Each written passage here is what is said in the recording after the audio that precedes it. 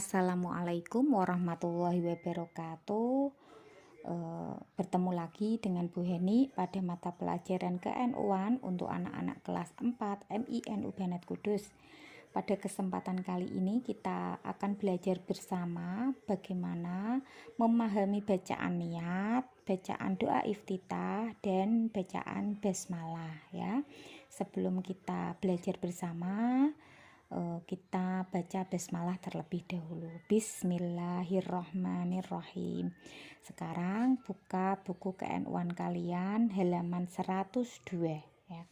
Memahami bacaan niat. Niat di sini yang dimaksud adalah niat sholat ya. Niat itu merupakan salah satu rukun sholat. Jadi jika kita melakukan sholat dan kita tidak membaca niat, maka sholat kita tidak sah. Niat terletak di dalam hati dan dibaca berbarengan dengan takbiratul ihram.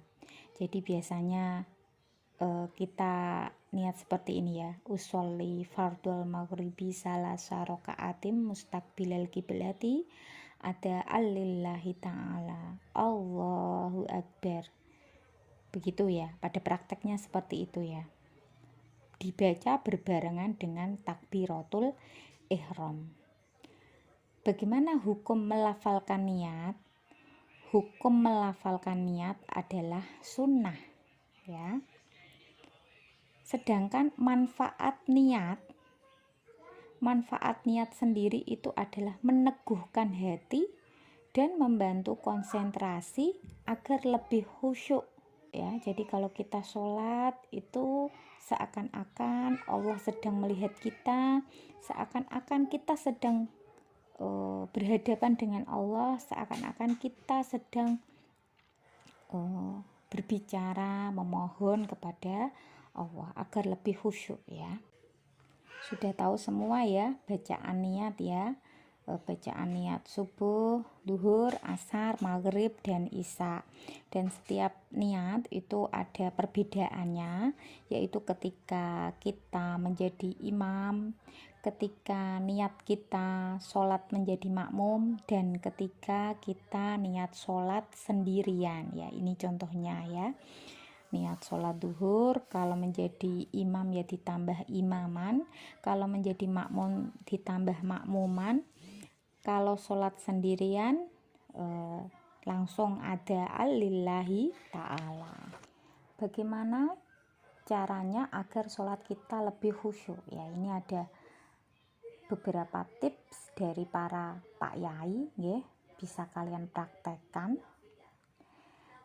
Setelah kita membaca niat yang dilafalkan ya tadi ya, usolli fardul maghribi gitu ya, kemudian kita takbiratul ihram Allahu Akbar. Lah saat kita takbiratul ihram kita juga niat di dalam hati ya.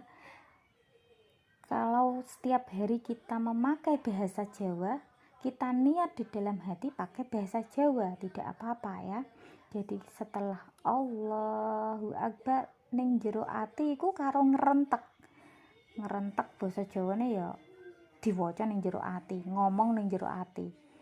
Niat ingsun salat maghrib 3 rakaat krana Allah taala. Lah ngoten nggih.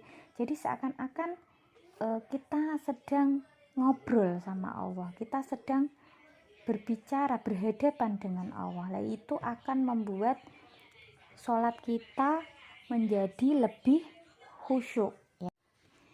Selanjutnya kalian buka halaman 106, memahami bacaan doa iftitah.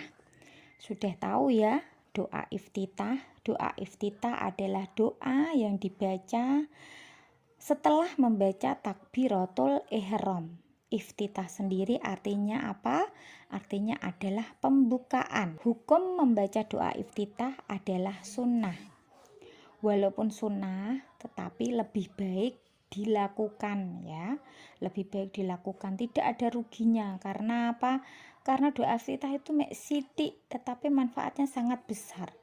Jika kalian tahu isi doa iftitah itu kita memuji kebesaran Allah ya, memuji kuasa Allah, kita memasrahkan diri kita kepada Allah ya. Jadi memang kita merendah kepada Allah agar Allah selalu memberikan kebaikan kepada kita. Coba kita baca doa iftitah bersama-sama. Allahu Akbar kabira. Allah maha besar, maha sempurna kebesarannya. Walhamdulillahi katsira. Segala puji bagi Allah, pujian yang sebanyak-banyaknya. Wa subhanallahi bukrata wa asila. Dan maha suci Allah sepanjang pagi dan petang. Ini wajjahtu wajhiya lilladzi fataras samawati wal ardh. Kuhadapkan wajahku kepada zat yang telah menciptakan langit dan bumi ya. Dari tadi kita memuji Allah, mengakui kuasa Allah ya. Hanifam muslimah wa ma'ana minal musyrikin, dengan penuh ketulusan dan kepasrahan, dan aku bukanlah termasuk orang-orang yang musyrik.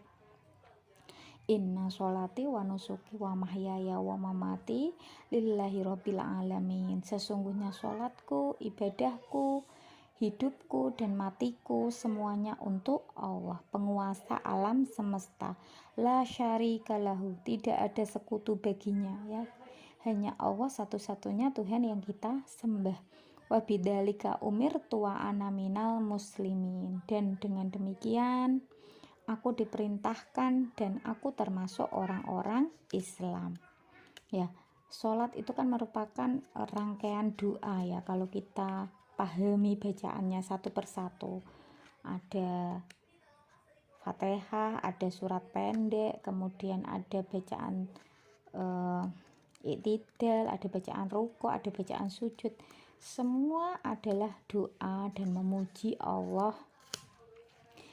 Nah, ketika kita mau melakukan sholat dan kita membaca doa iftitah, doa pembukaan, insya Allah doa-doa kita di dalam sholat juga akan lebih dijabah oleh Allah. Yang selanjutnya kalian buka buku halaman 109, memahami bacaan basmalah. Setelah kita membaca doa iftitah, kita disunahkan membaca ta'awudz ya. A'udzubillahi minasyaitonirrajim. Kemudian membaca surat Al-Fatihah. Dan ketika membaca surat Al-Fatihah kita wajib membaca basmalah. Karena basmalah itu merupakan bagian dari surat Al-Fatihah. Sedangkan Al-Fatihah sendiri itu termasuk rukun sholat. Jadi kalau kalian tidak membaca surat Al-Fatihah, sholat kalian pun tidak sah. Dan ketika kalian juga tidak membaca basmalah sebelum membaca surat Al-Fatihah, itu juga tidak sah. Jadi membaca basmalah sebelum membaca surat Al-Fatihah hukumnya adalah wajib ya. Bismillahirrahmanirrahim, dengan menyebut nama Allah yang maha pengasih lagi maha penyayang. Nah, kemudian ketika kita menjadi imam